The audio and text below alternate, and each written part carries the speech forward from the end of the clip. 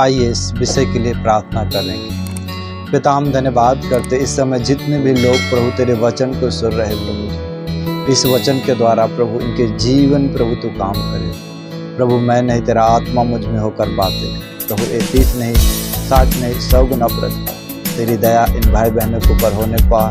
प्रभु इन सब को तेरे बलवंत हाथ में आशीष इन वचनों को प्रभु शैतान के हृदय से चुराने ना आशीष यीशु के नाम में आमीन।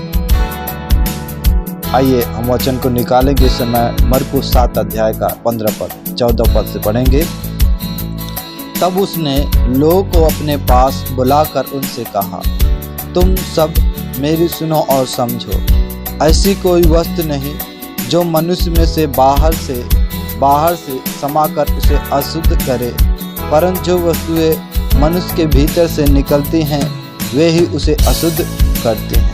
यहाँ पर प्रभु ने अपने चेलों को बुलाकर और जो भीड़ थी उसे संबोधित करते हुए प्रभु ने कहा, ऐसी कोई चीज नहीं है जो मनुष्य को बाहर से समाकर उसे अशुद्ध करे। आज बहुत सारे लोग, बहुत ऐसी सारी चीजें हैं वहाँ पर वो लोग बोलते हैं आपको ये नहीं खाना चाहिए,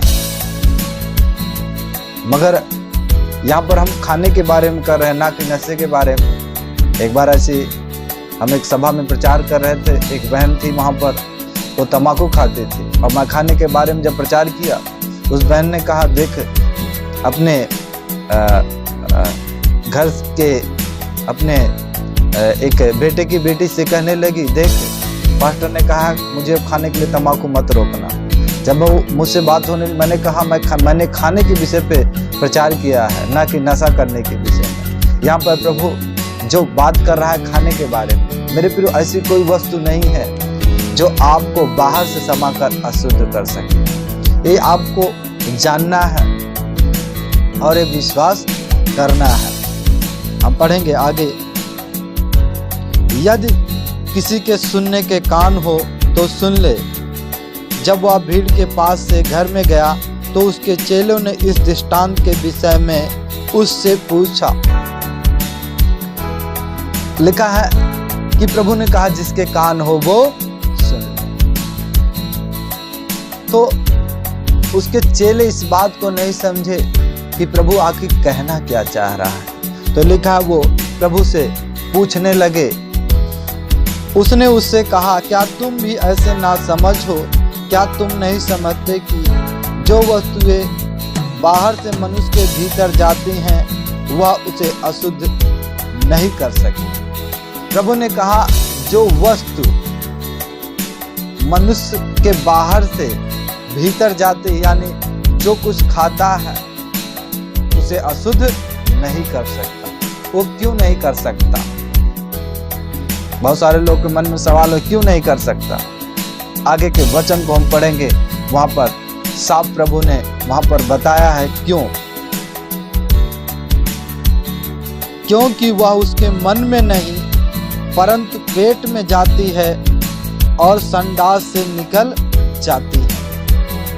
लिखा है प्रभु ने कहा कि वो उसके मन में नहीं, पेट में जाती है और संडास के द्वारा निकल जाती है।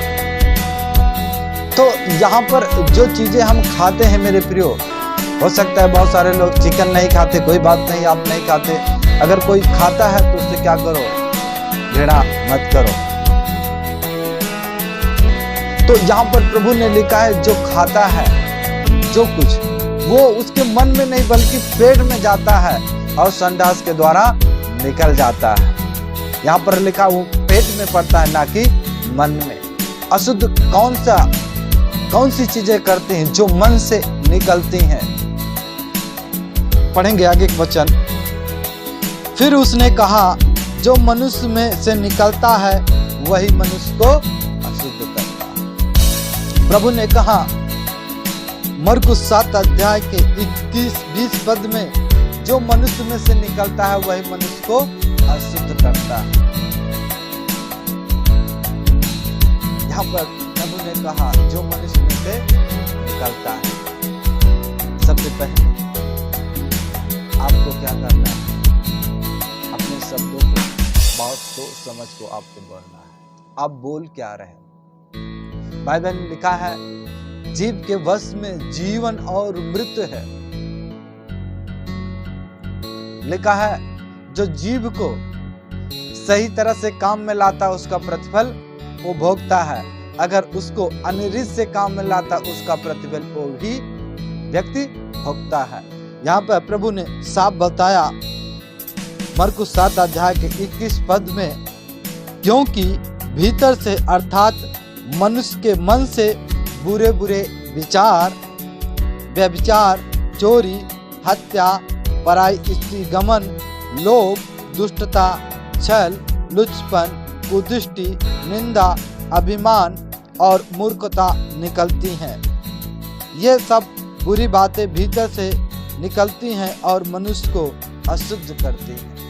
यहाँ पर प्रभु ने कहा कि बुरे बुरे विचार, व्यभिचार, चोरी, हत्या, पराई स्त्री गमन, लोभ, दुष्टता, छल, लुचपन, कुदृष्टि, निंदा, अभिमान और मूर्खता मन से निकलते। तो मेरे प्रियो, जब भी आपके मुंह से ये शब्द निकलते हैं मन से, तो आपको रोकना है। आपको उस शब्द को क्या करना है, अब आप अशुद्ध ना हो, इसलिए अपने शब्द को आपको अंदर ही क्या करना है, उसे खत्म करना है। कैसे करेंगे? अगर आप उसको बोलोगे नहीं तो उसका परिणाम नहीं आएगा। जब ये मुंह ऐसा है, प्रभु ने बनाया है कि जैसे कि जब हम उसे बोलते हैं, चाहे हम अच्छा बोलेंगे या बुरा बोलेंगे, अगर अच्छा बोलेंगे तो उसका प्रतिफल हमें मिलेगा, अगर बुरा बोलेंगे उसका प्रतिफल भी हमें मिलेगा। यहाँ पर प्रभु ने कहा कि जो मन से निकलता है ये चीजें हैं, इसे हमें क्या करना है। अगर अब तक आप इन सारी बातों को अपने जीवन में अगर कर रहे हो तो आपको रोकना है। बाइबल में लिखा है कि हम अशुद्ध हो जाते हैं। आपको क्या करना है?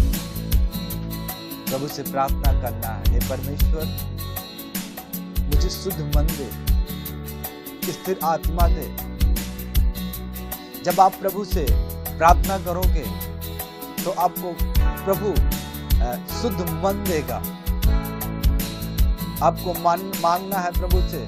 अगर ये सारी बातें आपके जीवन में अब भी हो रही है तो आप प्रभु के सामने जाओ, तो प्रभु से प्रार्थना करो, परमेश्वर प्रभु मैं अपने शब्दों पर मैं नियंत्रण नहीं ले पा रहा हूँ।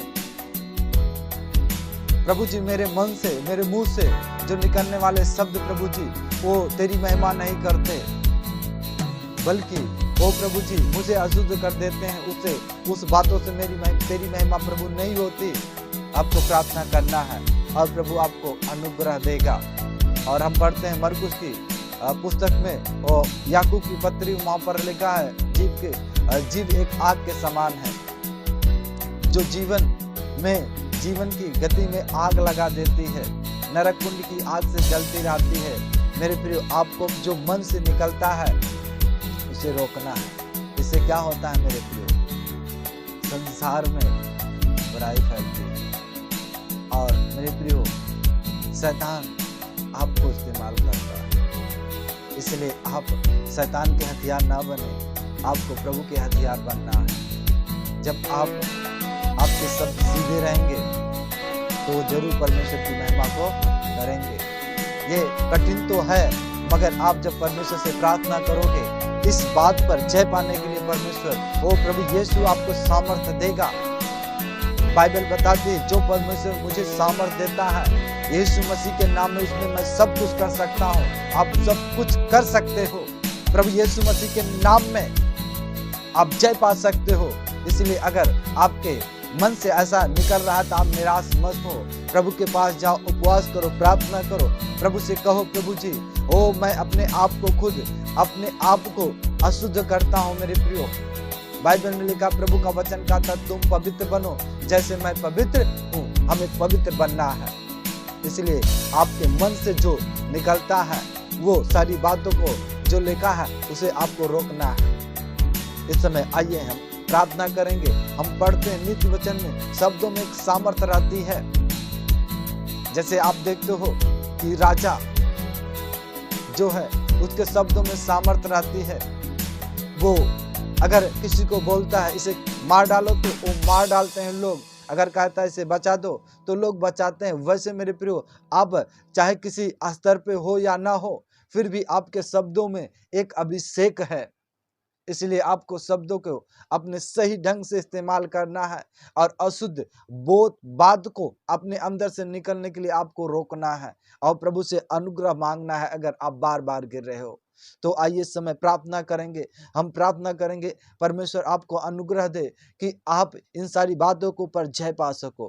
प्रभु मैं धन्यवाद करता हूँ इन बहनों भाई के लिए, प्रार्थना करता हूँ प्रभु, अगर अब तक परमेश्वर वो इनके मन से प्रभु जी, वो मन से जो बुरे विचार निकल रहे हैं प्रभु, ये अपने आप को अशुद्ध कर रहे हैं, पवित्र आत्मा इन सब को प्रभु जी मैं यीशु के नाम में मांगता हूं प्रभु जी, इसी समय स्पर्श करे प्रभु, इनके मन से निकलने वाले हर एक विचार को प्रभु जी, ओ जो परमेश्वर तेरी महिमा नहीं करते, यीशु के नाम से टूटने पा।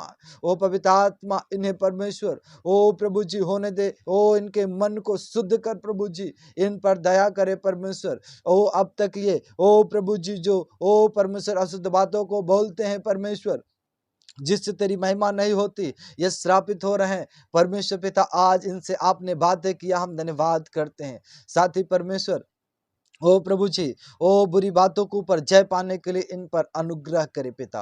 हम धन्यवाद करते तूने किया। यदि कोई बीमार है परमेश्वर, दुखी है प्रभु जी, इस समय परमेश्वर के जीवन में आनंद आ जाए। ओ यदि कोई बीमार है, यीशु के नाम से चंगाई को इसी समय पाने पा। प्रभु जी आपने छूकर आशीष दिया, हम धन्यवाद करते। इन सब को तेरे हाथों में सौंपते हैं प्रभु, तेरे लहू में छुपाते हैं, यीशु के नाम मांगते हैं, आमीन। सबको जय मसीह की।